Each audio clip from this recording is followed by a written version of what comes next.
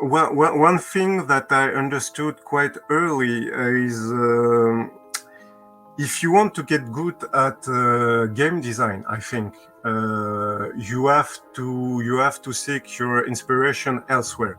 If you just stay on in role-playing games, all you're going to do is make a photocopy of a photocopy of another photocopy. You have to look into board games.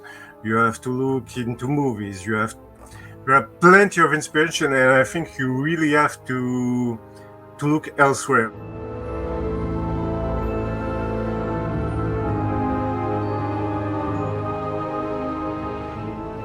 Hi, welcome to the Dieku Podcast. I'm Gary Snow.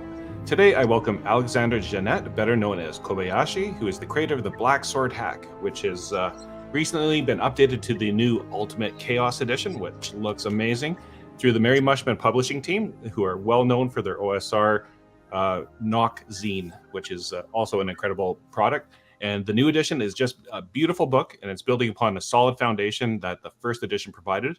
Kobayashi, welcome. Thank you for having me, Gary. That's nice to be here.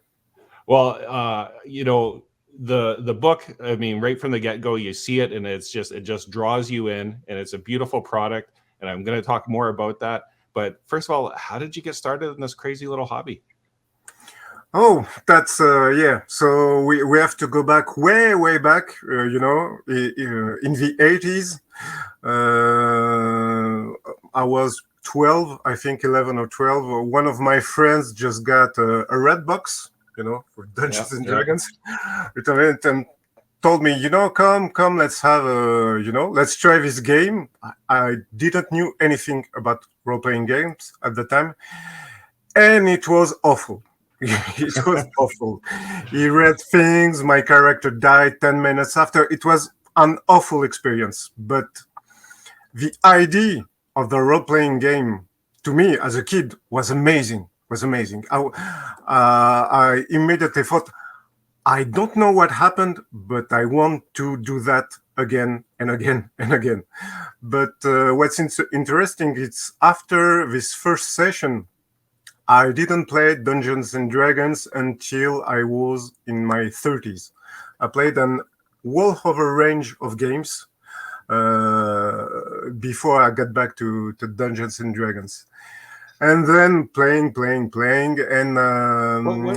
what games were you playing at that time? Like, what were the influences?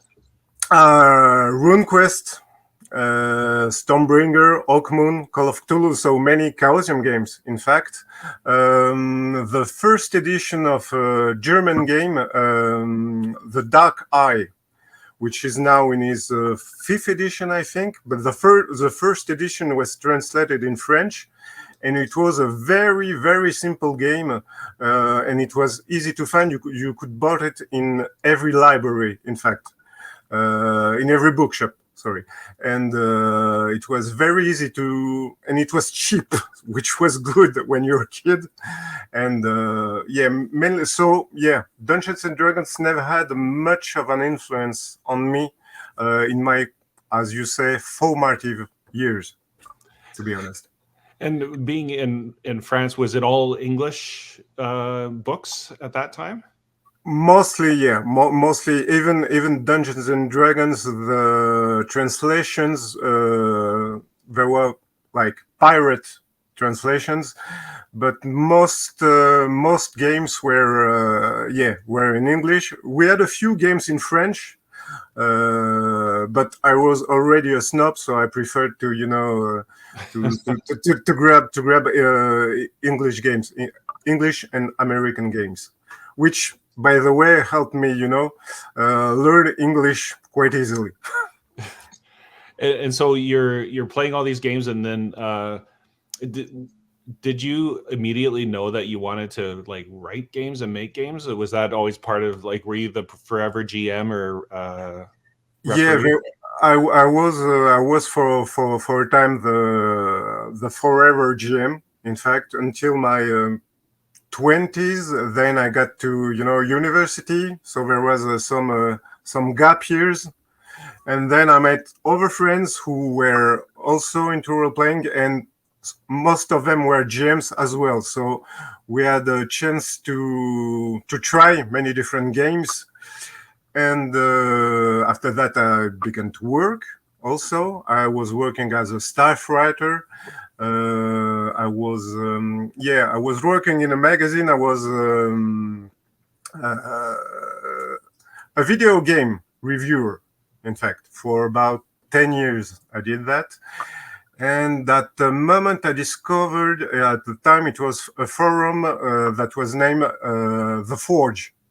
Mm-hmm. So, and there was a lot of questions about games, about game design. But what was very interesting at the time, they began to say, if you want to publish a game, now you can, because the tools are there.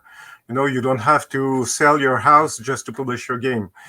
And it was, at the time, it was in 2008, I think. I just published my first game in French. It was on Lulu at the time. Mm-hmm. And just, to see. But it wasn't until very later that I became aware that I could make a living out of it. But yeah, mainly the first influence for me to go from GM to game designer, it was The Forge. No, The Forge, that was kind of like also the birthplace of like kind of story games empowered by the apocalypse, and like the real getting into the philosophy of game design. Thinking back upon that time when you were in The Forge, like did you take any lessons from that era? That obviously you did, but any would stand out that kind of go like that was a real foundation for me? Yeah, what I found interesting at the beginning, because I most theories, at least some of the theories, were proven to be, most of the time, were proven to be wrong. Gamist, narrativist, simulationist. I'm sorry, but it was kind of it was bullshit. Players and GMs don't fit those little boxes. But what was very interesting at the times, we all had a lot of questions about how do you design a game, and everyone was answering by writing a game. So you know what it means to can we have a game without a GM? So you have Ben Lemon's Polaris, and all these experiments really were, at the time for me, were mind-blowing. I was, okay, so we can go in very different directions, and ask, how to say, very specific questions about what do we try to do when we play a role-playing game. Do we want to play characters? Do we want to tell a story? And none of these are bad answers, but you have to know as a game designer what you want to do with your game, what you want to express. And I think it helped me a lot at the time. It's a lot like a science experiment where you control for all the other aspects, and you go, I'm just going to concentrate on this little element of a character. And everything else stays the same. And then the next experiment is I'm only going to do this for skills, or whatever the case might be. I think it was Robin Lowe's at one time. He said something that stuck with me. When they released the Gumshoe system. Yeah. At the time with Trail of Cthulhu. At the time, many people said, but it's kind of bullshit because, my GM always knows when we play Call of Cthulhu that he has to give us the clues. But Robin Lowe said, yes, I could have made just a blog post, and say you have to give clues to your players. But truly, for the idea to make its way into gaming to everyone, you had to build a game around it, to sell it to people, in fact. Not to sell to get money, but to sell the idea to the people. And yeah, I find it interesting because my first reaction was, I don't know, I don't need a system to do that. But at least it put the question, okay, so you have a mystery game. How do you run it, really, with concrete advice? And I thought that was pretty interesting. at the time. Well, it's ironic. I've actually been doing a deep dive into the gumshoe and mysteries lately. So, like, you bringing that up is kind of interesting. And yeah, I go back and forth because they need the clues, and you don't want them to hit the brick wall of not finding the clues. But at the same time, you want the simulation that they aren't finding the clues, and it's a mental gymnastics process. And as soon as you put it in the rules, it almost takes away from the discovery and the enlightenment of finding the clues. So it's a tough balance. Yeah, and it depends on your players too, because some players, they want to play Sherlock Holmes, but they don't have necessarily the talents to do that. So you have to find a way to mitigate that, and it's not easy. It's not easy to do. And when the Forge was shut down, and did you transition to Google Plus like almost everybody else at that point? Yeah, of course. But there was during that time at the Forge, I played a lot of games at the time. Great games, Shadow of Yesterday by Clinton Nixon, Polaris, Dogs in the Vineyard, Sorcerer. And at the time, I was playing with other guys who were very into, game theory too. And at one time, a friend of mine told me, I have a group of friends, and they are looking for a GM, and I think you would make a good fit. And I met, people who didn't give a damn about game theory or anything like that. They just wanted, to go around the table and have fun. And I think at the time I ran them through, it was 50 Fathoms. It was a campaign for Savage Worlds. Yep. And it kind of grounded me back, to the point, theory is good, but don't forget that people, when they come around the table, they're not here to talk about theory. It's for you. People, they come to have fun. That's it. Yeah, that is a good lesson, because you can get caught up in really abstract thoughts and not forget the table. Yeah, and especially when all you do, is talk with other game designers. It kind of, you kind of go somewhere else, and you kind of sometimes forget what people are here for. And then also what helped with the Forge, you also notice that not everyone comes at the table waiting for the same thing. And you cannot satisfy everyone. It's not possible. So you have, as a game designer, have to be as clear as possible as what your game is going to do and what is it aimed for, I think. But it's a difficult balance to maintain. Why? I guess maybe this is a good time to jump in and go, why do you particularly enjoy the game design process? Because, just like a lot of us that talk about game theory, what kind of itch does that scratch for you? I think it's let's make an analogy, with I think role-playing games are a form of art. It's an art form. And like any art, you want to become better by practicing. And the tools you practice when designing games, it's game design. So you try to get better at it. But at the same time, which is something that is very interesting, as with any form of art, you try as much as you can to become better at your work.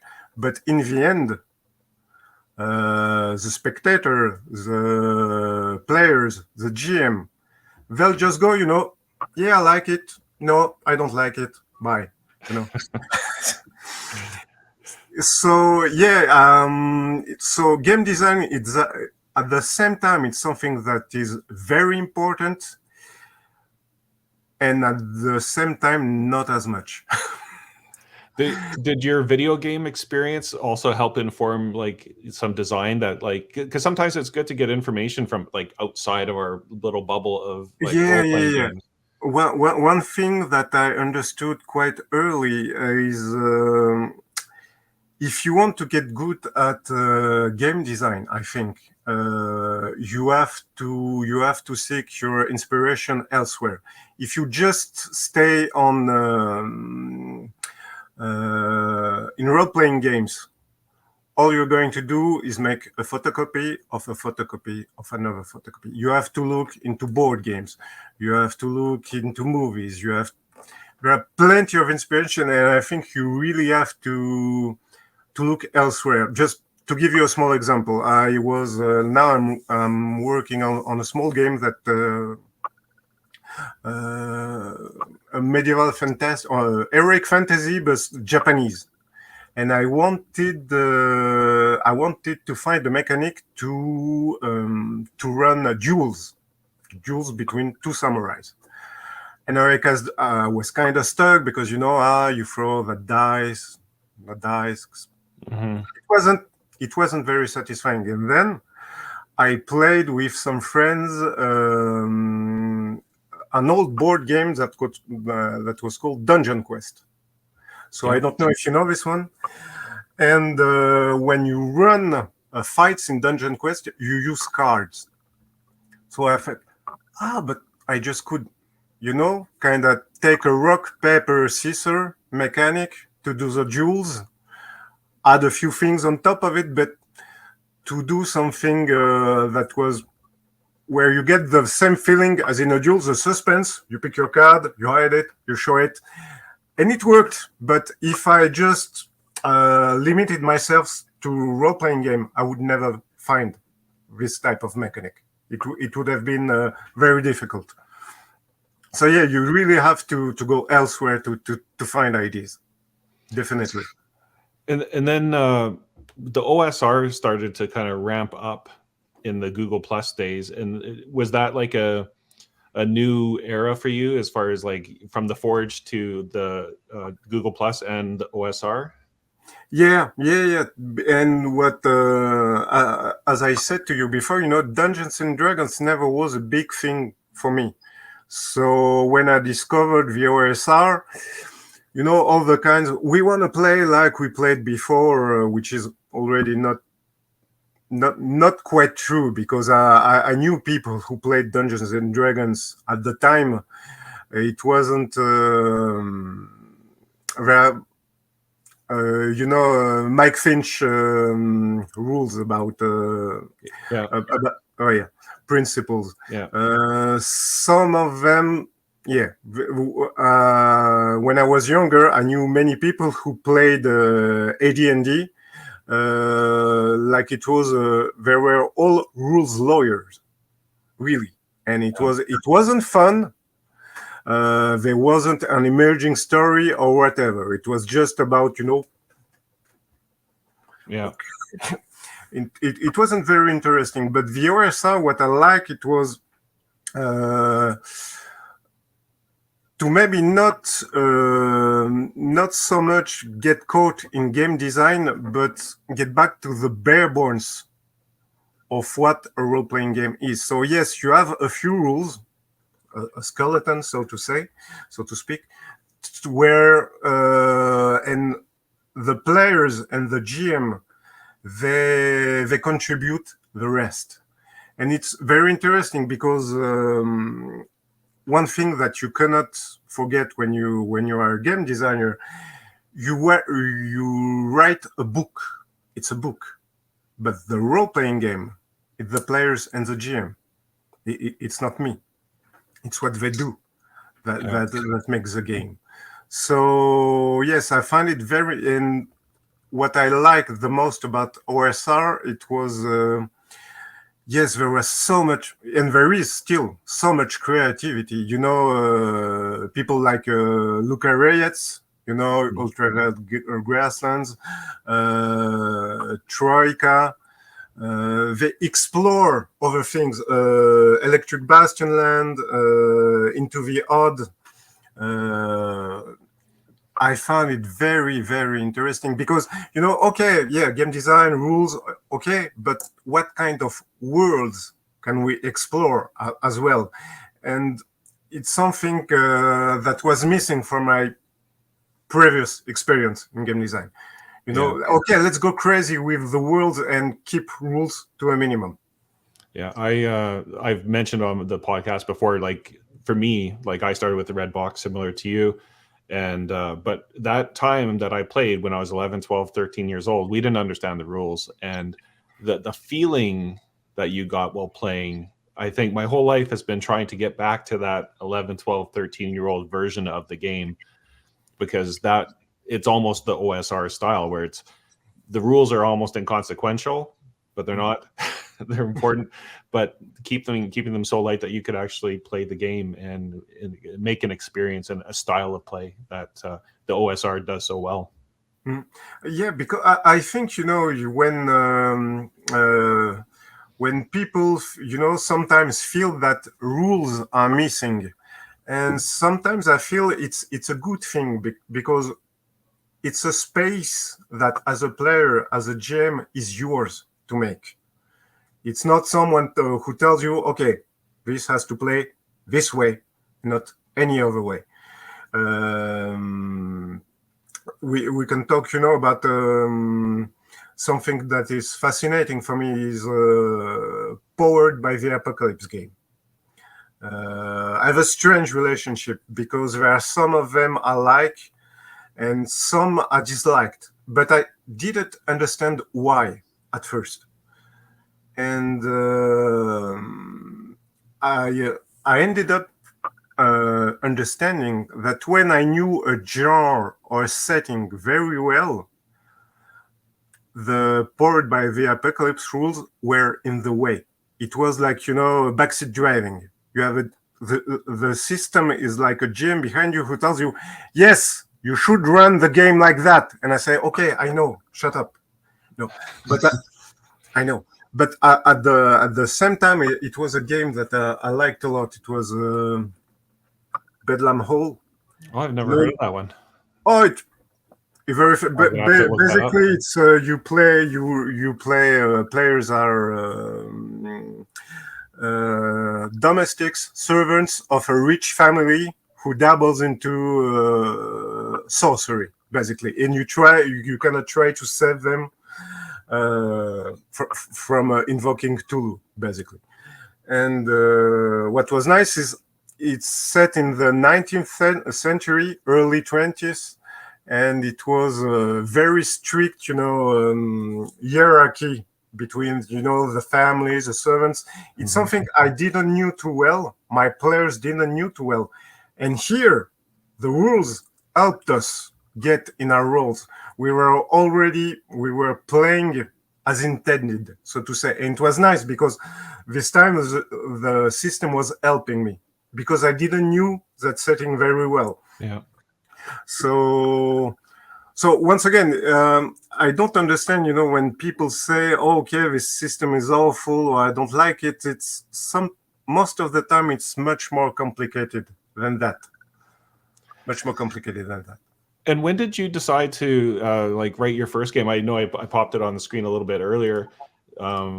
You've got a couple games. Like, which one was the first one that you started on, or is it not even on here? Maybe I missed that.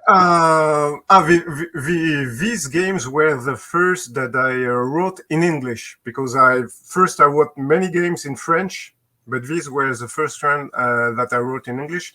I think the first one was Rats in the Walls, but it was around the same year. And at the time, I was very, very influenced by the OSR, but I was one of my first love was, the fighting fantasy game books, the Choose Your Own Adventure books. Because when you were young, you don't have people to play with. It was, the only way you could you could play with yourself, so to say. And I wanted just to make a little game to play Lovecraftian adventures, cosmic horror adventure, but I didn't want to have explicitly Lovecraft mythos in it. So, just to get a bit free from it. and I wanted to have something like the OSR, something quick to run. I could pull the book and play 2 hours later. It's something you spoke with many of your over interview in many interviews. It's most of the time I write games that I want to play with my friends. That's I look at what's available. I think nothing that fits what I need, so I say, well, okay, so I'll have to write it. And at the same time, Into the Dark, I really, really liked Eclipse Phase. Yeah. And before that, we had GURPS Transhuman Space, which were very, very fascinating settings. But for me and for my group, the rules were the setting already was something, a bit intimidating. And if on top of that you have rules who are also intimidating, it wasn't a good fit for us. So I tried to write a game that at least what was easy to master and to play, which would allow us to tackle complex settings, rules light, complex settings. So that's what I tried to do at the time. And the group that you play with, are they that same group that you played with all these years, or as it comes and goes, or?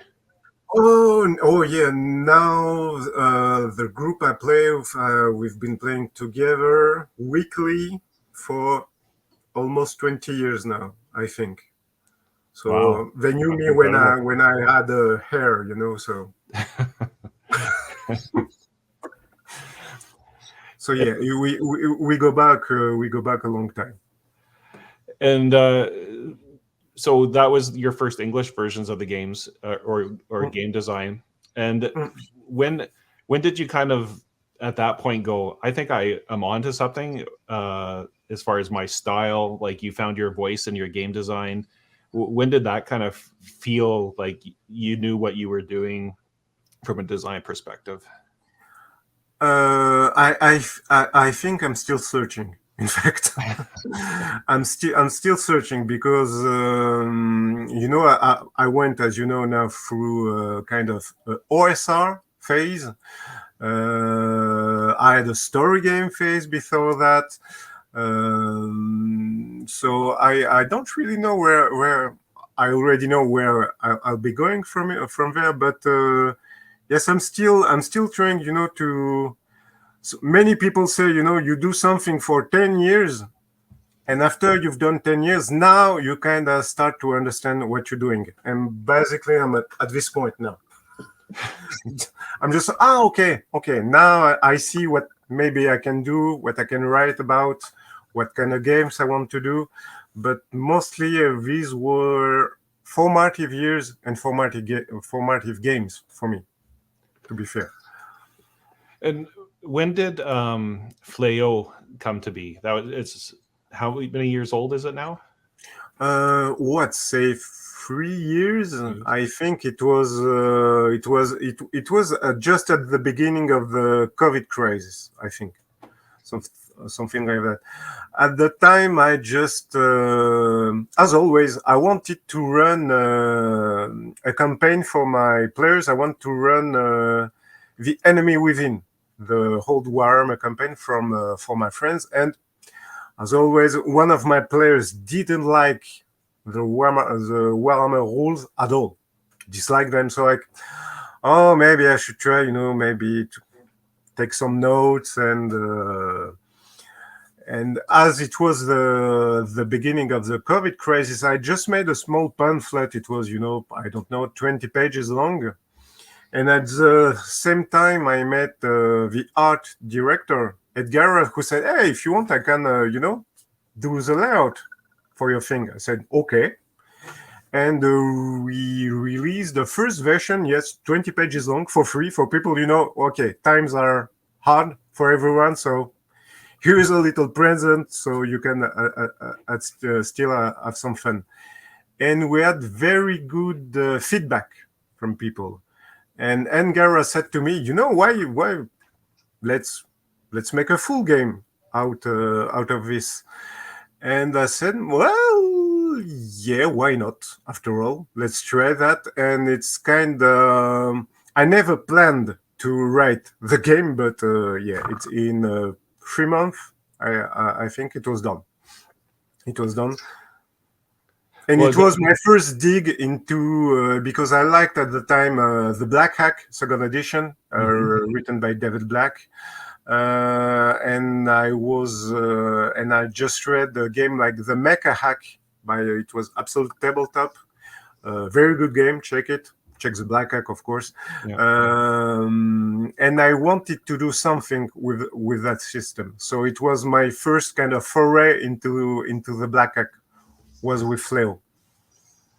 And then I guess that's as good a time as any to just talk about the Black Sword hack. And I know this kind of burst onto the scene, and I guess maybe let's talk about the Black Hack in principle to begin with, because this is based upon the Black Hack by David Black, hence the name. And I know it's been a formative kind of system for like a lot of people. We were talking before we started about the Cthulhu hack, which I'm a big fan of myself. And it's just like such a like simple system for people to wrap their heads around. But what made you go, okay, I'm going to strap on and build off of this? Well, at the time, very simply, when I did Fleo, it was my goal was to run a Warhammer campaign, simply. And and it reminded me of old games I played when I was young, and there was Stormbringer by Chaosian and Oakmoon, things like that. And one of my players hates the D100 with a passion.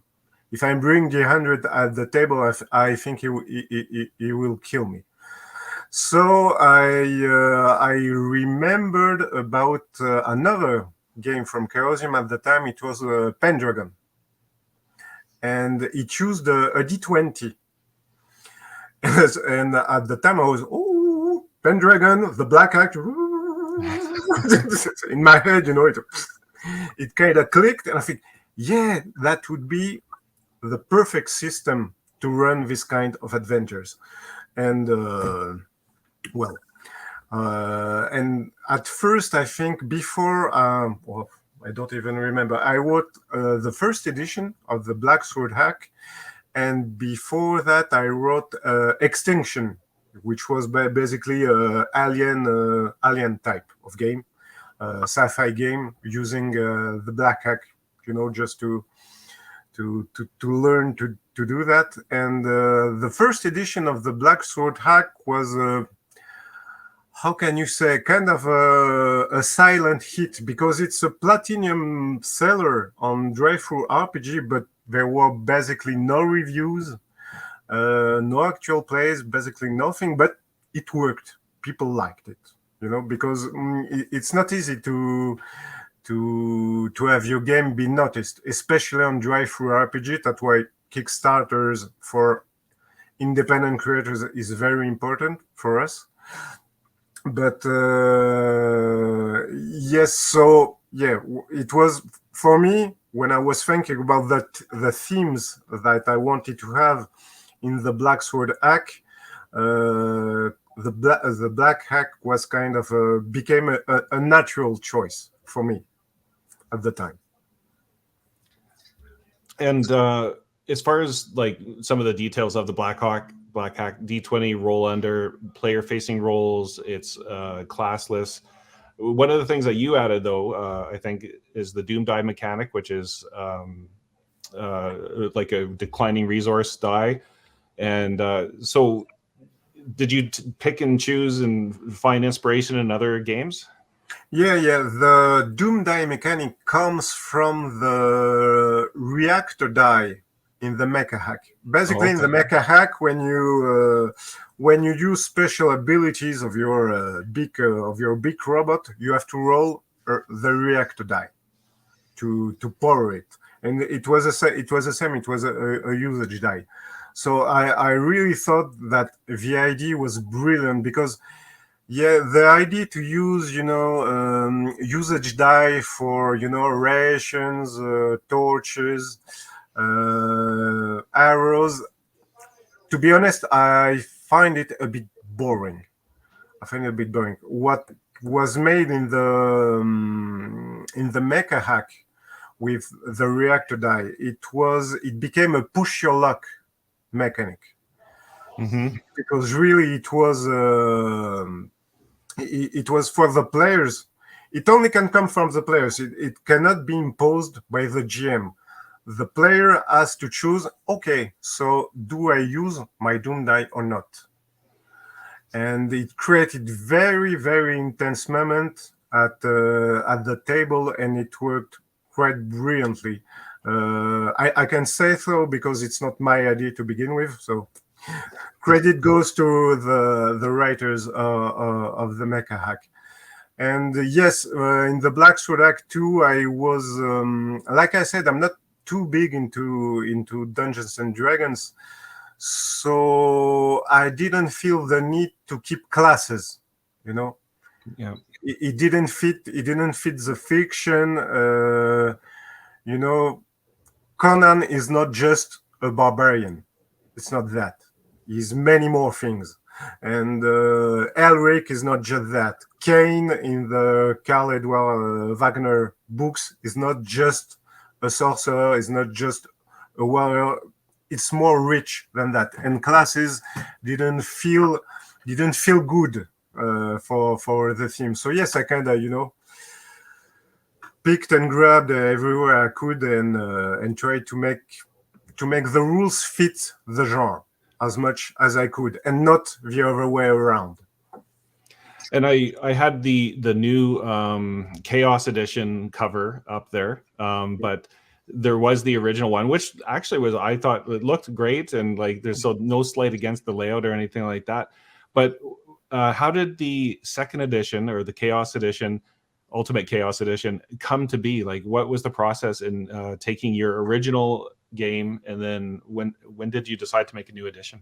Oh, in fact, I didn't decide, because most of the time when I write a game, that's it. I go to the next game. But at the time, I had wrote some articles for Knock, so Mhm. I was in contact with the Merry Mushmen at the time. And at one point, they sent me a mail, where we've been discussing, and we really liked what you did with the Black Sword hack. Would you like to do a new edition? And I think I had a very intelligent answer like, uh, uh, okay, yeah, why not? I didn't know at the time, I felt maybe like a good idea, Yeah. and things went pretty fast after that, because which was good, because they give me a lot of feedback on the first edition, which really helped me, um, have a tighter game, which a better adventures too as well. So, and as you know, I'm a kind of I'm a one man operation. So my books look, shall we say, Spartan. Well, it's not. Yeah, it's no. You. Well, they're not pretty books, and I knew that the Merry Mushmen were able to do incredible things with the layout. And Olivier, the Merry Mushmen are basically Olivier Revenu and Eric Nudon. And Olivier is a very, very good at layout, and he found Goran Gligovic, which, when he showed me the first illustrations, I was, okay, yes, that's look nice. And That I should looks note, good. I'll put a link up above. Eric has been a guest on the show, and we talked about Yeah. Knock. And Mm, yeah, the work that they've been doing for Knock has been incredible, yeah. and a Yeah. lot of their stuff. I think they've really hit their stride. And your Mm, book is just like one other like brick in that amazing foundation that they're building there at the Merry Mushman. So like, mm, just love their work. But and the art by Goran. I mean, it just like jumps off the page at you. Yeah, because I know that especially at one moment in the OSR, there was kind of a movement, and there still is, yes, but RPGs art is not that important because you don't see the art when you play, blah blah blah blah blah. I don't agree with that at all, because you have to build, how to say, you have to build a setting, an atmosphere in your head to play. Basically, role playing is a shared imagination around the table. And I don't think there is something more efficient and quick to build something in your head than good illustrations. When you see the work that Luca Reyes does, it's amazing. You read the book and it's in your mind. Yeah. Before even you start, to read. After that, the text helps you go beyond that, but you already in his world. It's fantastic. Yeah, it just draws you in. Yeah, and you cannot do that just with text. I only know how to write, barely, but because as you can hear, English is not my first language. But yeah, good illustrations are kind of important. Yeah.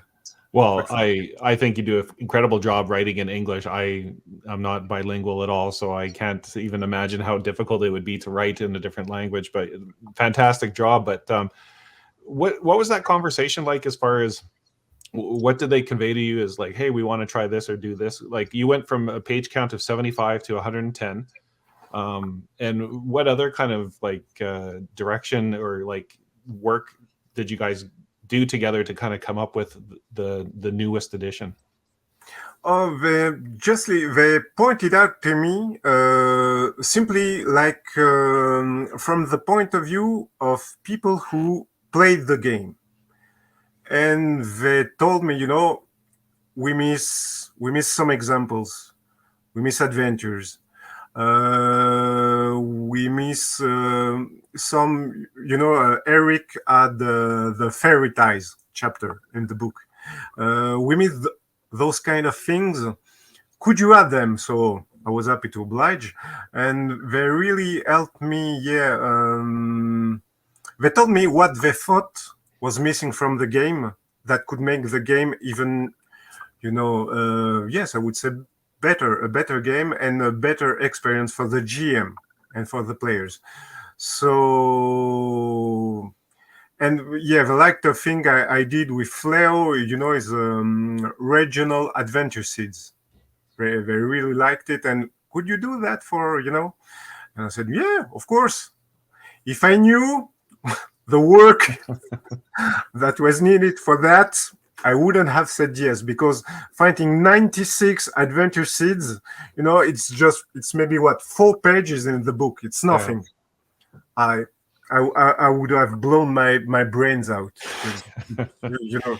Sometimes random tables on one page can be so much thought in decision making that goes into it, because like you have to convey everything in your world or your game. Table. Yeah, because describing a city like Dalier, or even writing an adventure, it kind of flows. It kind of flows when you have a good idea. It kind of flows, but yeah, random tables. I'm just I pulled all my hair out trying to feel this. It's but as you say, it's important because you can put so much flavor, so much of the setting in just a few random tables. And but yeah, no hair. And I liked your lines here, like a bit of background, quickly conveying the flavor of the character and their origin. It just kind of like throws you into the world right away. It gives you an immediate spark for your character to work with. Thanks for that. I try to do it because as I wasn't going to use classes because classes are a very efficient way to tell a player what is going to play. In fact, if you push the idea of classes far enough, you got the playbooks in Powered by the Apocalypse game. Because I give you a playbook, you know exactly what you're going to play. So I kind of try to mix the two approaches. So immediately, just by your origin, you already have a picture of your character in your mind. I try to do this. It's not for me to say if I succeeded, but it's what I try to do. Well, I liked it, and I know as we kind of flip through here, we don't have to like settle on anything. I just I wanted people at home to kind of get a flavor, sense of the game itself and the layout and the different categories of the game. I know. I'm just going to pull it up here because I don't want to get it wrong. The GM advice at the back too. I really liked this one in particular. Of you said, "What is it? What is interesting you?" Sorry, I'm missing it here. As a player, your goal isn't to have your character survive; it is to find a meaningful death for them. And I just kind of went, "Yeah, that's like summarizes so much in just those two simple lines of." How to play, I think, like especially in an OSR kind of environment, is to find that kind of meaningful death and to play your character. Because especially, in most OSR games, when you play low levels, especially, they're all almost horror games, really. And so when it's the same as when you watch a horror movie, it doesn't matter who survives. What matters is how your character lives his life. And if he dies, well, you can create another character. It's not a problem. It's what I liked in the OSR games. At first, it's how to say,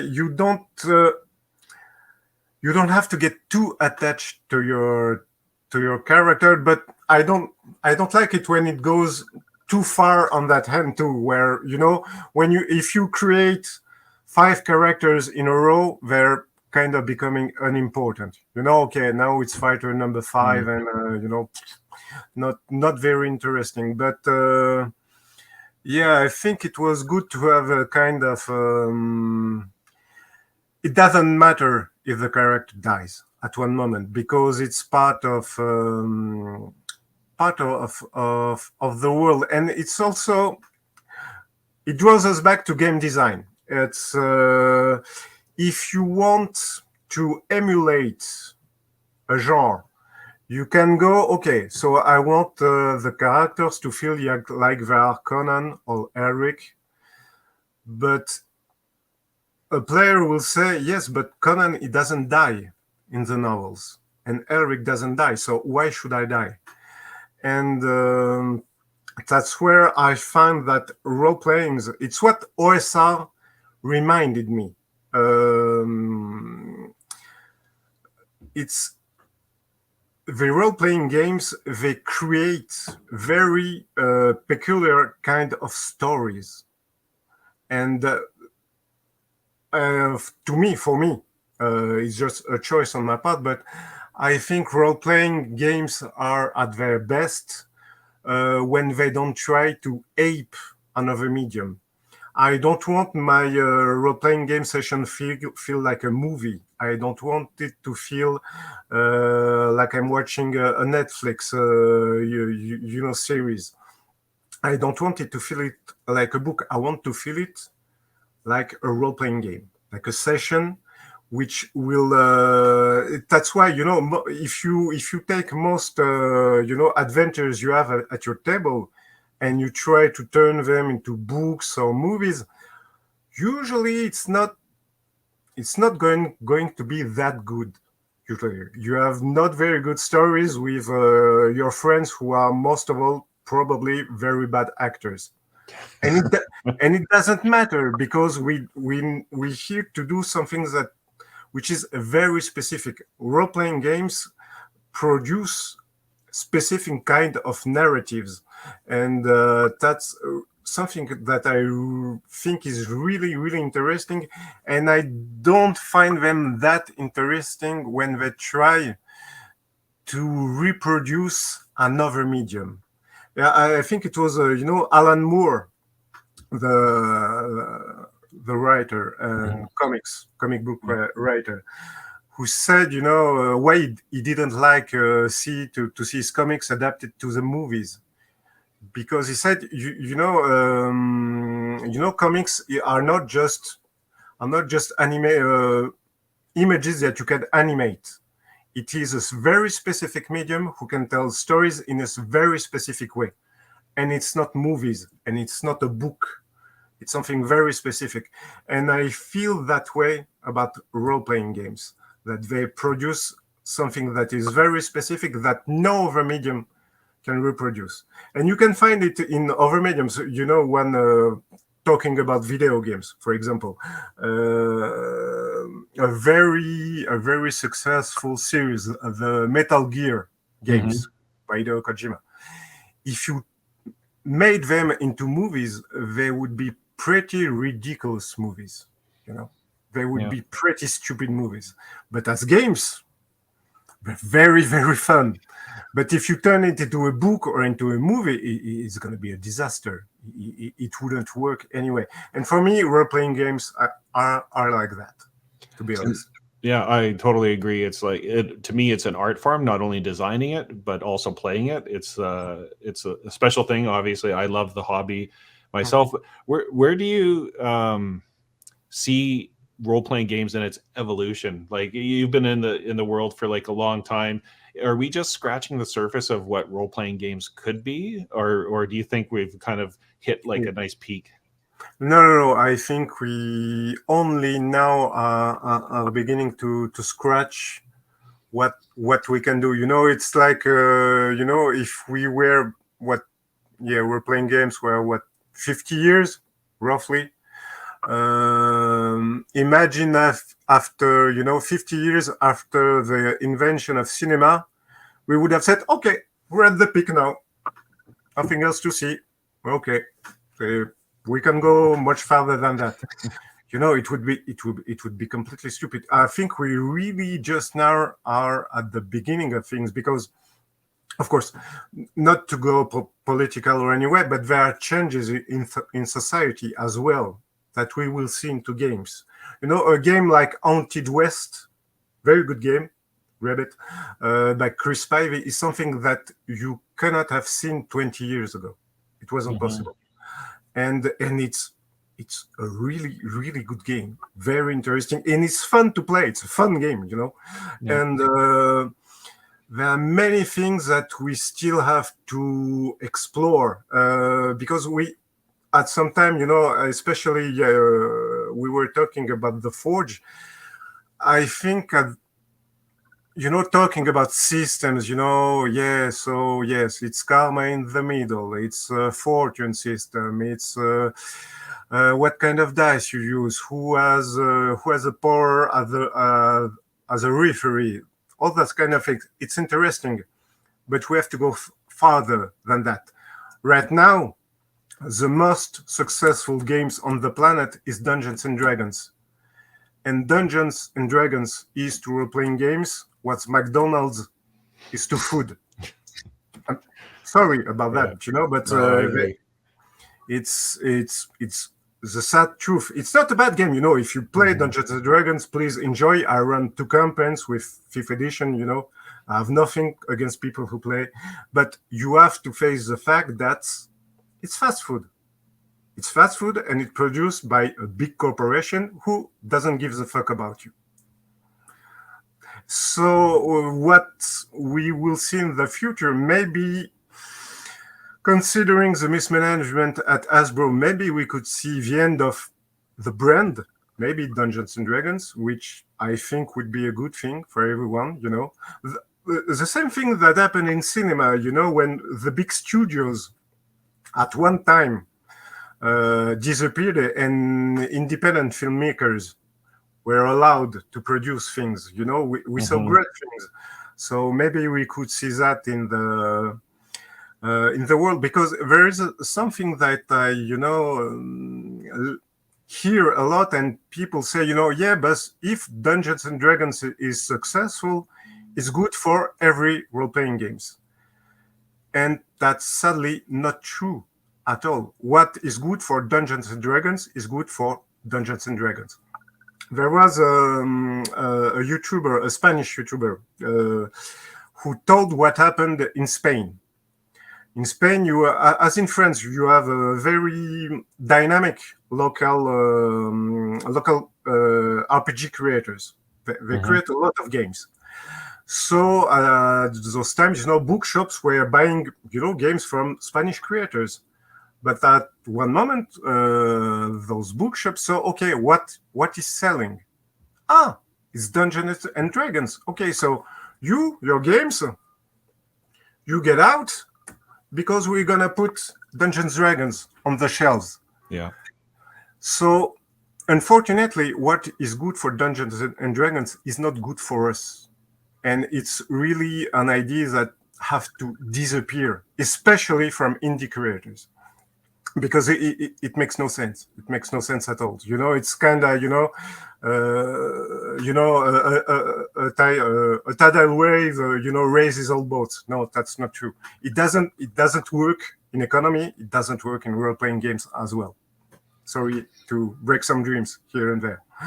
Well, I know my channel, and if you've watched any of my interviews, there's been zero 5e. I think one monster book that maybe was 5e compatible, but I really appreciate indie designers, and I really feel like we're in the golden age of indie game design. You can produce it yourself. You can put a PDF out. You could design a game in one day and have a PDF out and on the market. And I don't even want to call it on the market. I kind of always use products and on the market, but as we've talked about, it's an art form, and there's no expectation usually for indie designers to make money. I do this channel for my enjoyment, and a lot of indie game designers are the same thing, where they just enjoy the process. It's an art form, and I find it so interesting.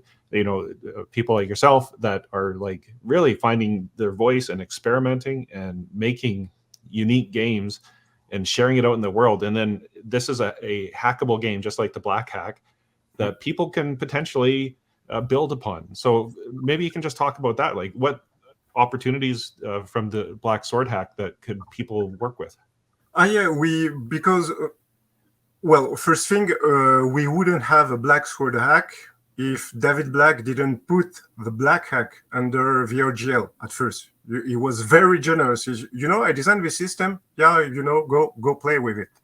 And so it seemed only fair that we do the same with the Black Sword Hack. So we released it under a Creative Commons license. So if you want, to just, write adventures, your own version of the game, whatever, you can. You can do it. Feel free. We won't ask a penny out of you. You don't have to tell us what you do. Of course, if you do a game about Nazis, we won't like it. Just so you know, but it doesn't happen, to be fair. So it's not going to be a problem. But yeah, enjoy. It's kind of things have to remain. Ideas have to be shared. That's the only way, as I would dare to say, as a civilization, we keep getting better. And I really don't understand people who, I made this little system. It's so good. I'm going to keep it to myself. Yes, okay, bye, because I have many other options.